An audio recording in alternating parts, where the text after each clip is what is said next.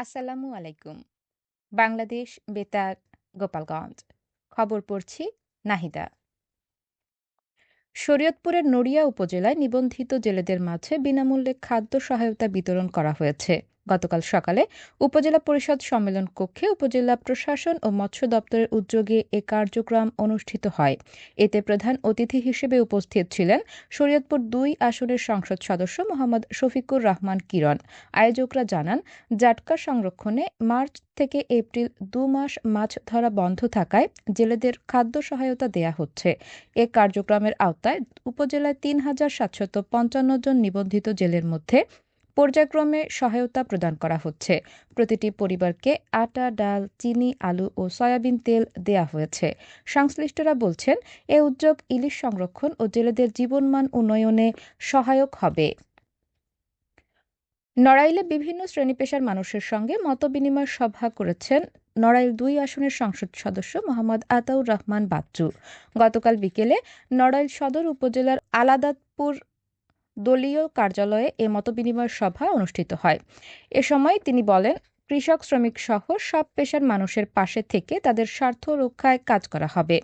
তিনি আরও বলেন, এলাকার উন্নয়নে সবাইকে ঐক্যবদ্ধভাবে কাজ করতে হবে এবং দেশের উন্নয়নে প্রত্যেককে নিজ নিজ অবস্থান থেকে ভূমিকা রাখতে হবে।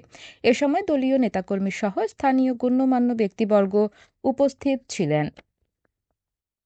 মাদারীপুর ২ আসনের সংসদ সদস্য জাহানদার আলী জাহানকে সংবর্ধনা দিয়েছে শিবচর উপজেলা বিএনপি। এ উপলক্ষে গতকাল বিকেলে শিবচর পৌরসভা অডিটোরিয়ামে এক মতবিনিময় সভা অনুষ্ঠিত হয়েছে।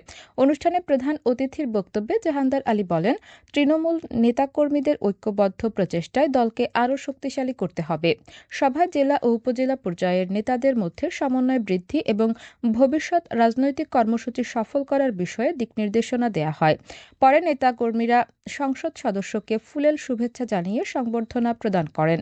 এ সময় উপজেলা বিএনপি, যুবদল, ছাত্রদল সহ বিভিন্ন অঙ্গ ও সহযোগী সংগঠনের নেতাকর্মীরা উপস্থিত ছিলেন। গোপালগঞ্জের মুকসুদপুরে সরকারের উন্নয়ন কার্যক্রম তুলে ধরতে ফ্যামিলি সমাবেশ অনুষ্ঠিত হয়েছে। গতকাল সকালে জেলা তথ্য অফিসের আয়োজনে হলি ক্যাথলিক চার্চ প্রাঙ্গণে এ সমাবেশ অনুষ্ঠিত হয়। অনুষ্ঠানে ভিডিও কলে যুক্ত হয়ে প্রধান অতিথি হিসেবে বক্তব্য দেন গণযোগাযোগ অধিদপ্তরের মহাপরিচালক মোহাম্মদ আব্দুল জলিল। এ সময় তিনি বলেন, সরকারের বিভিন্ন উন্নয়নমূলক কর্মকাণ্ড সম্পর্কে জনগণকে সচেতন করতে এ ধরনের উদ্যোগ গুরুত্বপূর্ণ। জেলা তথ্য অফিসার মোহাম্মদ সুলাইমান এর সভাপতিত্বে বিশেষ অতিথি হিসেবে উপস্থিত ছিলেন চার্চের ফাদার ডেভিড ঘরামি। অনুষ্ঠান শেষে ফ্যামিলি কার্ড, কৃষক কার্ড সহ বিভিন্ন জনসচেতনতামূলক কার্যক্রম নিয়ে নির্মিত ভিডিও চিত্র প্রদর্শন করা হয়। মাদারীপুরের ডাসার উপজেলায় ভ্রাম্যমাণ বাসে বেকার তরুণ-তরুণীদের জন্য কম্পিউটার প্রশিক্ষণ কার্যক্রম শুরু হয়েছে। গতকাল উপজেলা পরিষদ চত্বরে যুব উন্নয়ন অধিদপ্তরের উদ্যোগে টেকআপ দ্বিতীয় পর্যায় প্রকল্পের আওতায় এ প্রশিক্ষণের উদ্বোধন করা হয়। ২ মাস ব্যাপী এ কর্মসূচিতে ৪০ জন প্রশিক্ষণার্থী ৪টি শিফটে কম্পিউটার বেসিক ও নেটওয়ার্কিং বিষয়ে প্রশিক্ষণ নেবেন। উপজেলা যুব উন্নয়ন কর্মকর্তা আনোয়ারুল হুদার সভাপতিত্বে অনুষ্ঠানে ডাসার উপজেলার নির্বাহী কর্মকর্তা জাকিয়া সুলতানা এবং ডাসার থানার ভারপ্রাপ্ত কর্মকর্তা মোহাম্মদ সুলাইমান মাহমুদ সহ সংশ্লিষ্টরা এ সময় উপস্থিত ছিলেন। অনুষ্ঠানে বক্তারা বলেন, প্রযুক্তি নির্ভর দক্ষতা অর্জনের মাধ্যমে তরুণ-তরুণীরা আত্মকর্মসংস্থানের সুযোগ তৈরি করতে পারবে এবং দেশের উন্নয়নেও অবদান রাখবে।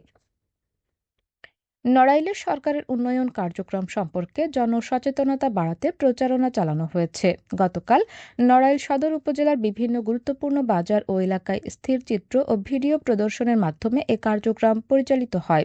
জেলা তথ্য অফিস জানায়, নির্বাচনী ইশতেহার বাস্তবায়নের অগ্রগতি জনগণের কাছে তুলে ধরতেই এ উদ্যোগ নেওয়া হয়েছে।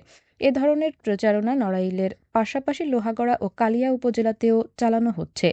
কর্তৃপক্ষ বলছে, এতে সাধারণ মানুষের মধ্যে সচেতনতা বৃদ্ধি এবং সরকারের কার্যক্রম সম্পর্কে জানার আগ্রহ বাড়ছে।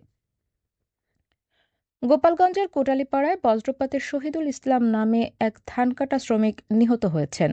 গতকাল বিকেলে সাদুল্লাপুর এলাকায় এ ঘটনা ঘটে। পুলিশ জানায়, হালকা বৃষ্টির মধ্যে জমিতে কাজ করার সময় হঠাৎ বজ্রপাতে ঘটনাস্থলেই তার মৃত্যু হয়। এ ঘটনায় আরও এক শ্রমিক আহত হয়েছেন। তাকে উপজেলা স্বাস্থ্য কমপ্লেক্সে ভর্তি করা হয়েছে। নিহত শহীদুল ইসলামের বাড়ি সাতক্ষীরার শ্যামনগর উপজেলায়। সবশেষে আবহাওয়া।